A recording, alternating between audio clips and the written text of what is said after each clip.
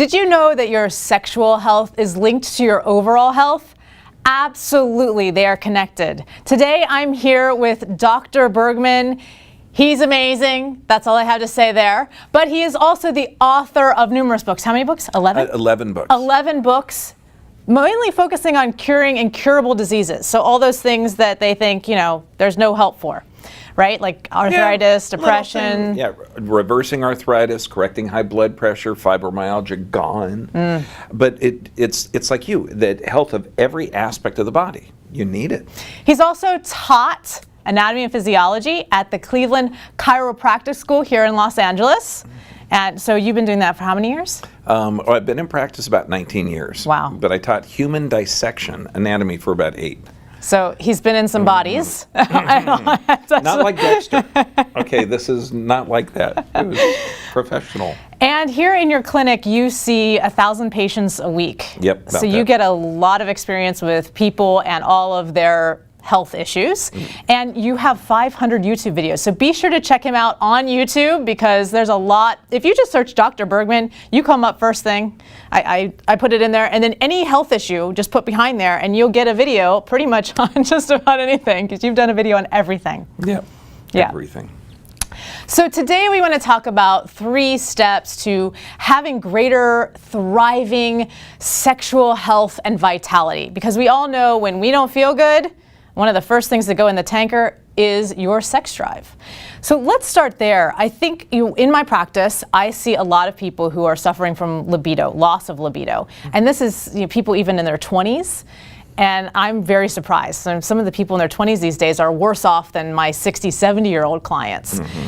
What's going on with our hormones? And I think that that's probably our number one step is having optimal, thriving hormonal balance and longevity in our bodies. Absolutely. And we get that all the time. And when I first get a guy in here who's in their 20s and they say, yes, well, I have ED.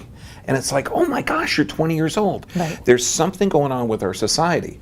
And when you look at it, where it's not just the hormone production, it's the stress level. Because the body's functioning correctly, but it's under so much stress that it can't allow for normal relations or normal physiology. And that's the main cause. There's physical, chemical, or emotional stressors. And this is what I'm seeing in my practice universally. The trick is the body responds all the same way to all 3.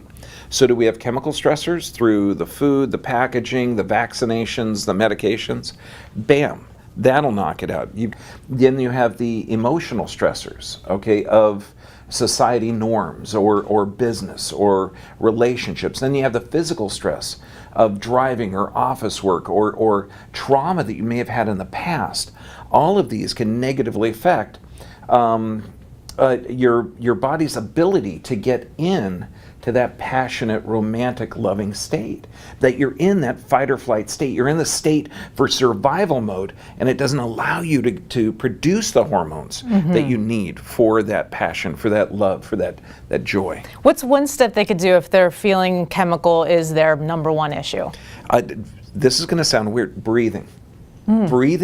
Deep breathing is one of the best things. I know. It's hard to deep breathe and say, I'm really stressed. But breathing is going to be vital. Also, more water is going to be vital because both of those have a calming effect. But you've got to find the stressors. So we have to find out what our chemical stressors are, and you're suggesting breath and more water as something that can really, really help people. And you guys know me, I have a breath technique for that. So there's always a breath that can really help regulate the body. So let's go into the physical stressors. So I see things physically manifesting like erectile dysfunction, and erectile dysfunction isn't just men. Women get it as well. I mean, the clitoris is like a small version of the penis, and so we have an inability to get a clit erection. So just talking about that, and what are some of the physical issues that you see and a step that we could take towards more vitality in the physical realm? What's neat is we always call it point and shoot, or arousal and ejaculation. There's 2 nervous systems. Sympathetic, which is the fight or flight, but it's also responsible for ejaculation. and the parasympathetic, which is responsible for the arousal or the pointing, and the arousal in the woman or the erection in the man.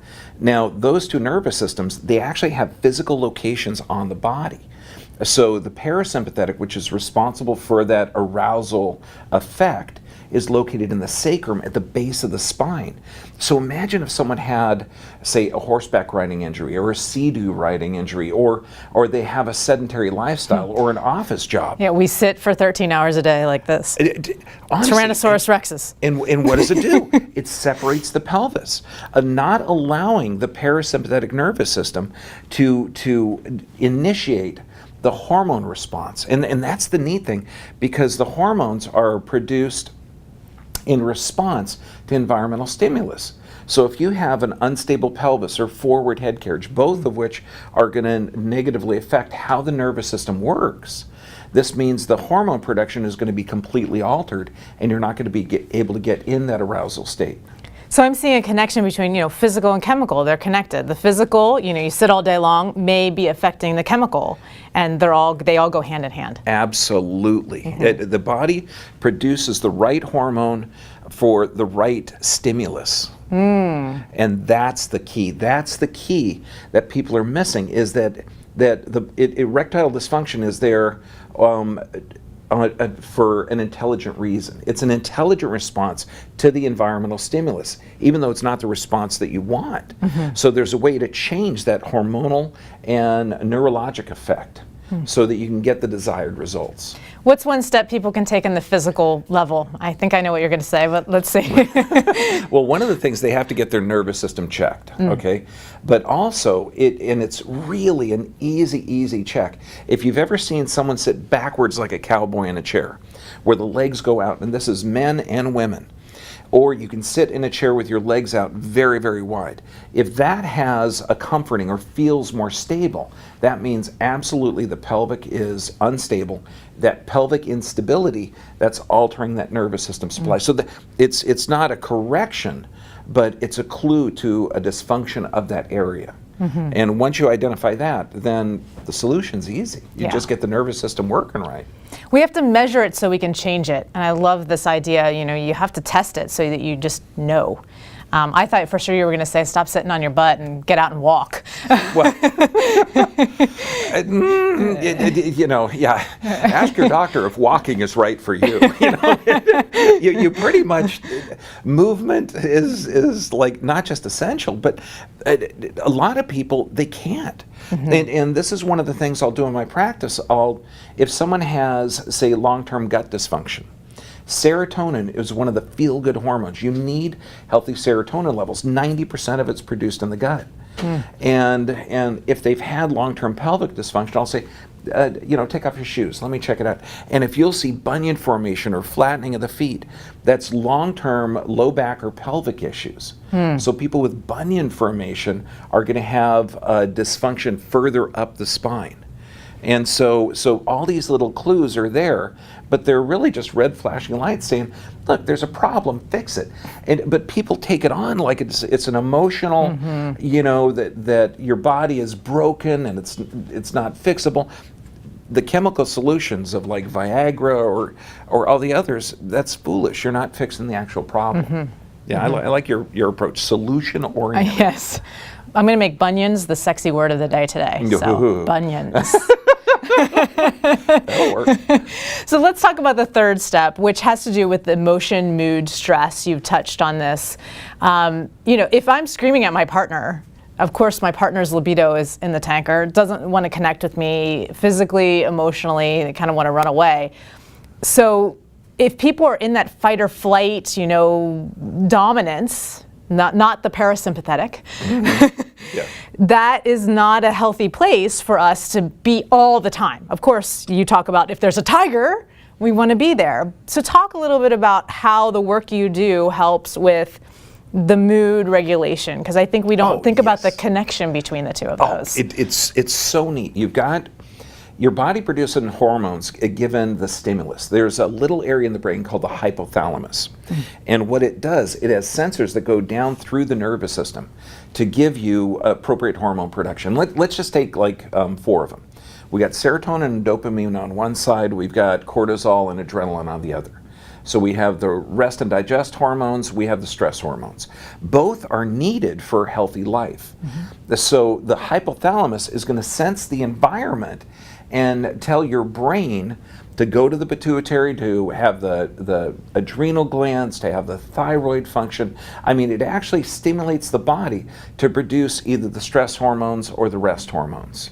Okay, or the fight or flight or the hug your partner hormones. Okay, and it does it through the central nervous system. So what we do in our practice, we look for impingements on that nervous system that's altering the signals to the hypothalamus. So instead of working on the hormones that are currently being produced, we're actually working on what causes those hormones to be produced. Awesome. I know, it's so cool. Awesome.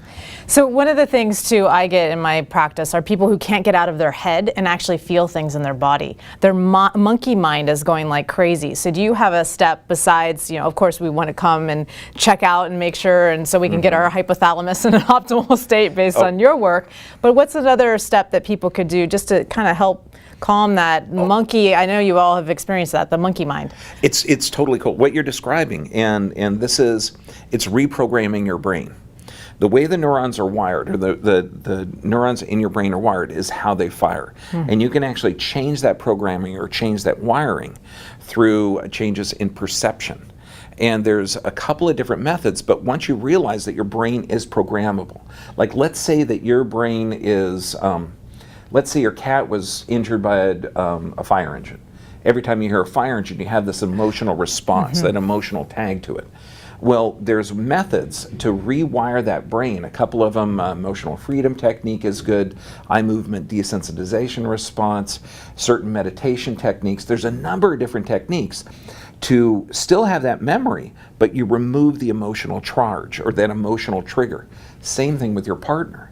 When she just didn't take the trash out, okay, and you asked her, okay, or there's something not done and you have that trigger. So there's a way to rewire that perception, your perception, to change that emotional assault that your body's going to be under. It's literally waves of emotion that your body's going to be bathed in, and you have the power to choose which emotions you're going to be bathed in. It's so cool because you have the power to change your mind, your perception. Awesome. Well, we have something really exciting coming up. We're going to go on a cruise, and we want all of you to come along with us. So where are we going? Oh my gosh, Western Caribbean. Okay, we're going to leave out of Fort Lauderdale. We're going to hit Cozumel, Mexico. We're going to hit Jamaica. We're going to hit Labadee, Haiti. We're going to hit the Grand Caymans. I mean, all of this. In the deep blue waters of the Caribbean, imagine swimming in them, sailing in them. And we're taking this massive cruise ship that is decked out for activities for the kids, pools, everything. And we're teaching at sea. We're going to talk about how to restore, renew, and regenerate your body to prevent disease, to reverse disease, and to regain your health, which is vital. So we get to live and learn how to live.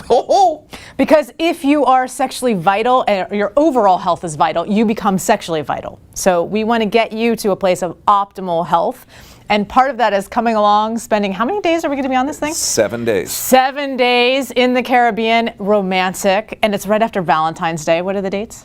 The 21st through the 28th. 21st to the 28th. So, do a post-Valentine's Day celebration together. I could see that happening and being very yummy and romantic. Swimming with sea turtles, awesomeness there.